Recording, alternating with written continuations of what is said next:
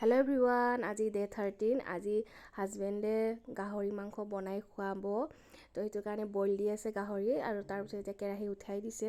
আৰু আপোনালোকক বিশেষ নকওঁ, চাই থাকিব আৰু কেনেদৰে বনাইছে আজি হাজবেণ্ডে। তাৰ নিজৰ ষ্টাইলত বনাব বোলে, তো সেইটো কাৰণে বনাই আছে। আৰু আপোনালোকে চাই থাকিব, এতিয়া গান দিম।